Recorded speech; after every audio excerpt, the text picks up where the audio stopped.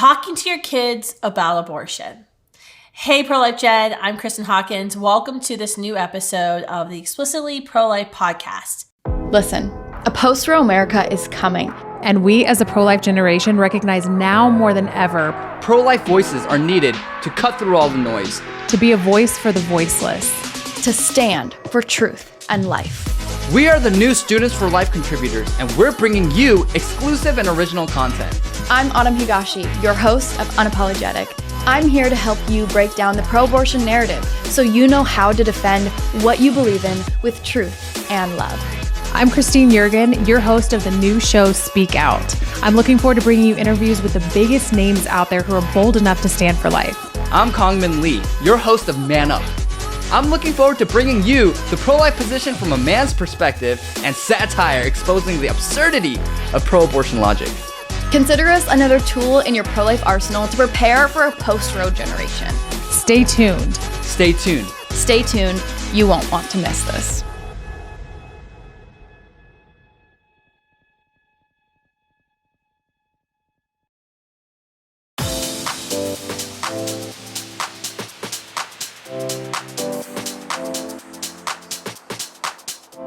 Look, it's no secret that today's children are being thrust into a world that is much less sheltered and much more confusing than the one that many of us grew up in. Between early exposure to the internet and social media, widespread early exposure to porn, widespread gender confusion, which is often being instilled in them by adults who should be protecting them, this is really not an easy time to be raising kids.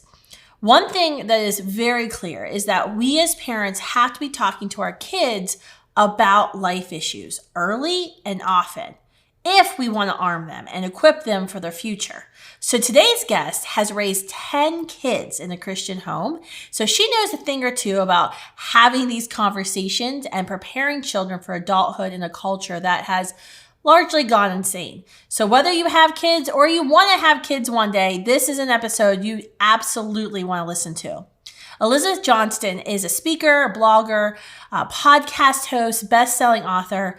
As a homeschooling mother of 10, superhero, her viral videos and commentary have launched Elizabeth to be a thought leader on the issues of importance to families and peoples of faith. You've probably have seen her on TV like Fox and Friends. You've probably seen her in media, New York Times, The Blaze, Christian Broadcasting Network, or you might have seen her videos online.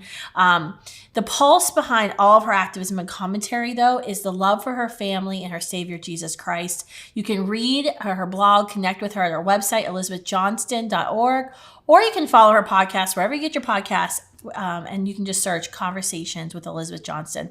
Elizabeth, thanks for coming on today. It's an honor to be with you, Kristin. I love your work and have followed it for quite some time, so it's an honor. Well, we're a homeschooling family of 4, and my husband does the homeschooling. So Wow. To think of someone who's homeschooled 10 children, that is, as someone who's experiencing and just has my first teenager now, wow. You all, folks who have huge families like yours, like I can't even imagine the multitasking that is required to get through a homeschooling day with 10 children. And so you are a superhero. Thank you for all that you're doing. Oh, well, that's so kind of you. Let me tell you that I did not do everything you're doing at the season of parenting that you're in. And so what you are doing is extremely difficult, very challenging, and props to you for tackling just such a large ministry and organization. And it sounds like you've got a very supportive husband, which is such a blessing. And it is something that we all have to work together. We do it as a family with teamwork, but I didn't do it in the season of parenting that you're in. You're in one of the hardest seasons. And I can say it gets a lot easier than where you are at right now. So I hope that's an encouragement to you. Well, I'll share with my husband who was texting me about just how hard math was today.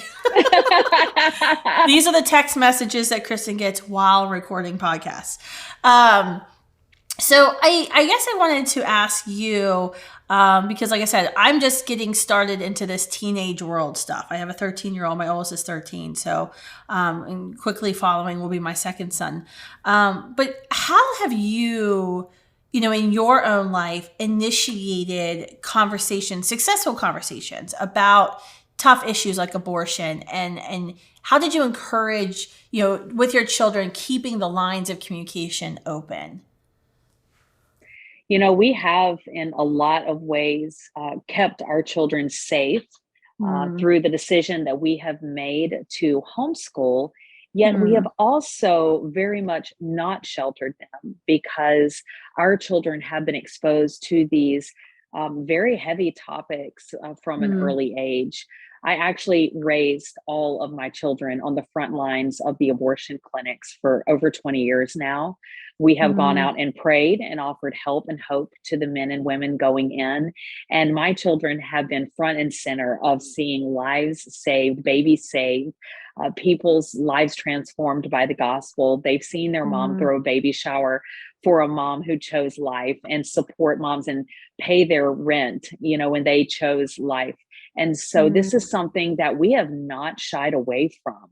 I think that children seeing their parents not pretend that these great evils don't exist in our nation, but actually being the hands and feet of Jesus in the greatest Holocaust of our day, has deeply impacted my kids. It has truly formed who they have become as people. And so I always encourage people to include your children, whether it be, maybe abortion clinic ministry is not for you, but maybe you take your kids to volunteer at the Crisis Pregnancy Center, to bring diapers into the Crisis Pregnancy Center, or clothes for the children, for the babies. But get your kids involved in this issue.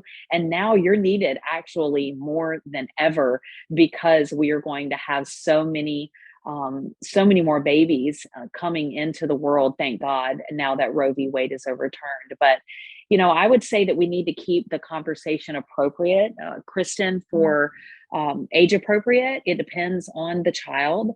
It's one of the reasons why I wrote the book that I wrote, which we'll probably talk about in a few minutes. But maybe for a child, a toddler, you're just showing them ultrasound pictures of a live baby in the womb, and you're celebrating God's amazing gift of human life. But then maybe for a child that's 7 to 10 years old, you're actually explaining to them that this thing called abortion that is legal now in many states, no longer legal across the nation necessarily, but legal in many states, that actually destroys the human life.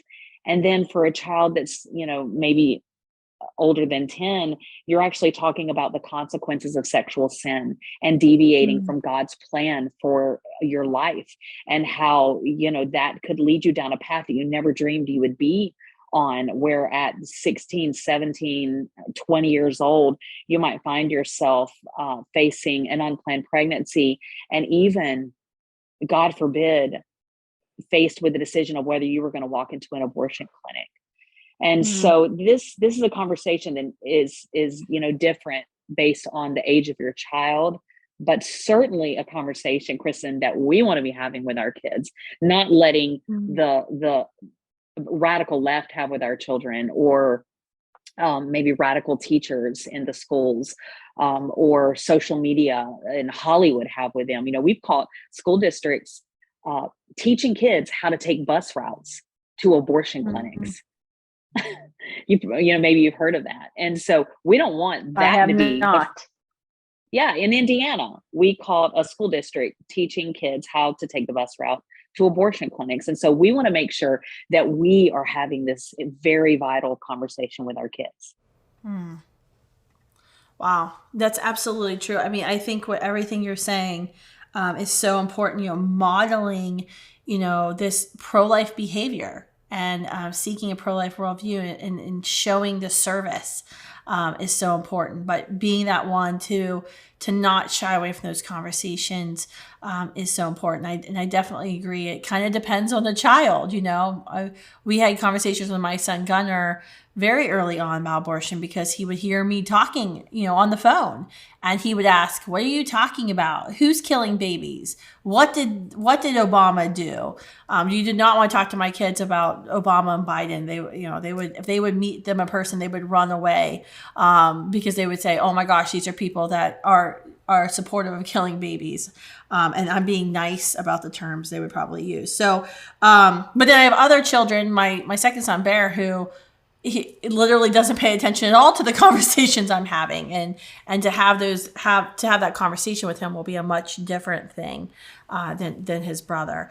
So you mentioned the book, and now I was going to get to that anyway. Can you explain everybody? I guess one, what is the book? Where can they get it? But two, why did you write it? What do you hope it accomplishes? Oh, Little Lives Matter is a project that I am so proud of. I partnered with Brave Books to write. I don't know if you're. There you if go. You could Little Lives see Matter. this on the screen. It is such a beautiful story, beautifully illustrated, and it is the story of a one-armed baby bear named Moby and his mom, and the journey that they go on to stand against Culture the Vulture. Culture the Vulture is a vulture. He's the villain in the book, and it's so clever. Culture the Vulture is trying to get Moby, the one-armed bear, and his mom to live for themselves. And they fight off the temptation to do what Culture the Vulture is trying to influence them to do. And so your child doesn't even really necessarily understand, depending on their age, that they are learning about the sanctity of human life. It is couched in just a very, regular illustrated storybook. They don't realize that you're teaching them these principles, but it is a beautifully written book, will make you cry. And it really honors the sanctity of human life for the disabled, because again, it's a one-armed bear who is disabled, and teaches the sanctity of human life at the beginning of life and all the way to the end of life, as Culture the Vulture tries to get Moby when his mom, as he's grown through the book and his mom is elderly, tries to get Moby to basically, discard his mom and live for self. And so it also deals with the topic of end of life and euthanasia. And so just couldn't be prouder of this project. And at the end of it, it actually has beautiful games that you can play, fun games you can play with your kids, conversations to have with them. I had one of the conversations with my kids, and keep in mind, my kids are like kind of stellar on this issue. They are educated, they are woke, if you will. We go to abortion clinics, for crying out loud. And I'm following this, conversation that's in the back of the book. And with my children, and it was so enlightening for them. And I was realizing, wow, maybe I've dropped the ball a little bit in this area. I could have done better with this conversation. And so I was super impressed with the activities as I was interacting with my own children. So this book is a great resource for schools, for Christian schools, for your church, for children's church, kids ministry. It should be in every Christian home. In your parishes. Bravebooks.com is where you get the book. And I'm not getting rich off this thing. It is just a great tool. So everybody grab it. And it's got great activities and games in the back as well. So that's awesome. Can they get the book at elizabethjohnston.org or just go to Amazon? I do not sell it on my website. We did not obviously want to go through the big box book dealers, because they will pull our book because it does not fit their agenda. And so bravebooks.com is where you get it. And the cool thing about Brave Books, they should actually have you do one, Kristan. The cool thing about Brave Books is that if you subscribe to their monthly subscription, which is very reasonable, you get a new book from a different influencer every month on a topic. So cool. Yes. And so maybe the I'm topic going there would be now. Books. Okay. So maybe the topic would be religious freedom one month. Maybe it would be freedom of speech. And you'll know a lot of the names of the influencers as you scroll through. You'll see people that you recognize. But yeah, they do a different one every month, and it comes to your door, and you can get this for your nieces, nephews, grandkids, your kids, whatever. I love it. I go right to their website, and Culture the Vulture, I see him right there on the homepage. Oh my gosh. I love this. I know. I was like, where do you get this book? Because I don't think Amazon would let you sell it on Amazon. I mean, I think my book was on Amazon years ago, but that was a little bit before like the wokeness. I mean, I think you can still get on. I'm pretty sure you can still get on Amazon and Kindle, but I don't know. I don't think, guess enough people haven't complained about it. So I guess it's still on there. So shh, don't tell anybody. It's confusing what triggers Amazon. It is. A lot of the transgender stuff, really, they will not allow open discussion on that topic. Yeah, that's right. The other thing that I was thinking about when you were talking about Culture the Vulture in the book, there's another program, and I don't know if you've heard about it. It's my friend Camille Pauly. She's been on the podcast before. She runs Healing the Culture. It's a pro-life kind of nonprofit, but they have philoandsophie.org, PHILO, and Sophie, SOPIE.org. And they actually created a curriculum for K through, I think, second is Philo and Sophie, and they're like puppets. But it's the same deal. I've watched the shows, and they are really like high quality shows where you can show at church, you can show it in school. But the whole goal is to use philosophy to show, these levels of happiness, right? And what's the ultimate level of happiness is serving God. And then next down from that is serving others. And this low level happiness of serving self and following your selfish desires and serving your ego. And it's so great because you watch it and it's like, as an adult, you're like, oh my gosh, this is amazing. Like, why can't I explain this to my children this way? So I definitely want to put a plug in for that because it's not a book. It's, it's a commitment to watch a video series. But, as soon as my kids they have a high school curriculum. So Gunnar will be, I think, going through it probably next year. I'm going to make him go through the high school curriculum because it's so good because like you said, you can talk to children without even having to mention the gruesomeness and the violence of abortion, and to show them that, you don't have to follow what culture is saying, and what the culture is saying is actually going to lead you to a life of despair and unfulfillment and will not be flourishing. So I'm so excited for your book and all you're doing, and I think I'm going to sign up for Brave Books. So that's awesome. I guess the other thing is, you have older kids. So I've seen pictures of your family. So you've got older kids now. For me, it can be really overwhelming to think about the world we're sending our kids out into. What kind of gives you hope for the future of our children who are growing up today? This, as I learned earlier in some of the students, the Explicitly Pro-Life podcast, it's called Generation Alpha. What's kind of giving you hope for this new generation? Wow. Well, for one, they are going into a generation where Roe v. Wade is overturned. How exciting is that? Like, Kristan, I've been doing this for 25 years. I really have prayed for this moment and labored for this moment so hard. And I really think that I didn't think I would see it. I mean, I tried to cast vision to others. I can remember, being on programs like Glenn Beck's program and casting vision and saying, imagine living in a nation where abortion is just as unthinkable as slavery, and I can remember their heads nodding like they were really thinking, okay, this might be possible. And so I personally casted that vision, but when it really happened, I just myself, it took me weeks to process, I think. And I've seen the footage of you, Kristan, there in that moment. You were front and center right there at that podium, which is so amazing. But yeah, this is incredible. Like, look at the progress, look at what God is doing in our nation, in our culture, in our children, where they are going to think about abortion eventually. It's going to take us a little while to get there, but they're going to think about abortion just like we think about slavery now. And so there's so much hope for the next generation. I mean, we all look at slavery and we're just shocked that any of us turned a blind eye to that. And that is exactly what everyone is going to think as state by state we begin to tackle this behemoth that is toppling. It truly is. And we've seen it happen already now in many states. And we have seen how many Planned Parenthoods have shut down now? Kristan, you probably know the number. I don't. I know there's 7 states now that don't have an abortion facility at all. We have yet to see Planned Parenthood in a report. It's like missing for like the past year and a half. Planned Parenthood hasn't releasing a report. So we're going to have to commission like an independent study to figure out how many Planned Parenthoods have shut down. Yeah.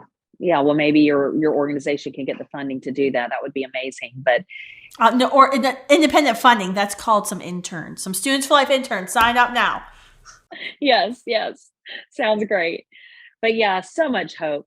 And again, the culture is not where we should be looking for answers for our family. Let's make sure as parents, as moms and dads, that we are that major voice in our kids' lives. That's why, Kristan, probably you have made the choice to homeschool. And one of the main reasons I have made the choice to homeschool, so that I could be that voice. I mean, we bring kids into the world, and then mom and dad go to work and kids go to school, and never the twain shall meet.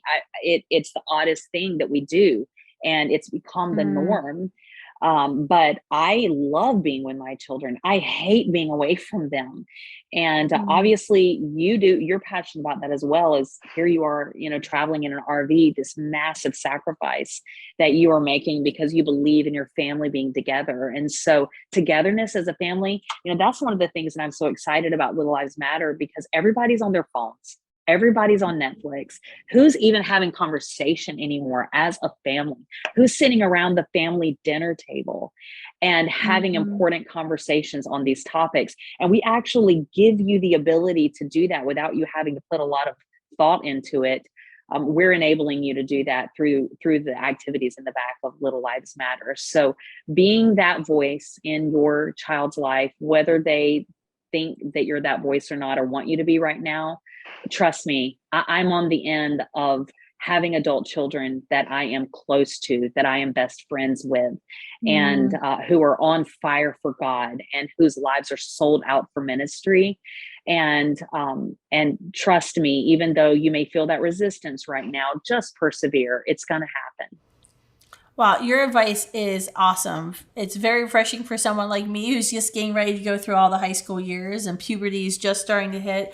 But I think you have a lot of wisdom to share, even with some of our, listeners who are like, I'm not even dating somebody yet, but I know I want to have kids, because these are things you have to think about. These are things that, before you have children, you should be thinking about with your spouse or your future spouse, how you're going to raise your children, what kind of conversations you're going to have. I always joke, like, I'm still like waiting for the birds and bees talk from my parents. Never gotten that. And things could have turned out really differently. Had I not, walked into a pregnancy center and started volunteering, and been asked to take that leap and set out in that path of service. And I always think about that of, this is important, and you can't let Planned Parenthood, you can't let Culture the Vulture talk to your kids about these issues. And even if it might be uncomfortable for you to, we live in a camper, traveling the country. So, we have uncomfortable conversations, and then we have to look at each other after the uncomfortable conversations. You can't even get away from each other. But these are important conversations to have. Yeah. So thank you, Elizabeth, for all that you're doing. I'm so excited about your book. I'm going to be going to Brave. I already actually went to bravebooks.com. I'm like, as soon as this is over, I can sign up. But I definitely encourage you all to check out Elizabeth's blog, her website, elizabethjohnston.org. Check out her podcast, Conversations with Elizabeth Johnston, and you can follow her on social media. I certainly follow you on social media, and I know that's how we usually correspond, is through DM. So keep up your amazing work, and thank you for your courage and all that you do. Thank you all for... Thanks. Thank you all for tuning in for this episode today. I hope it was informative. You might want to save it for the future if you're not ready to have kids yet, or not planning on having kids. Make sure you bookmark it and you come back to this, because Elizabeth dropped a lot of wisdom for each of us when we're thinking about how to have these conversations with the most important people in our lives, and those are our children. Make sure you hit subscribe and share this episode. Bye, Pro-Life Jen.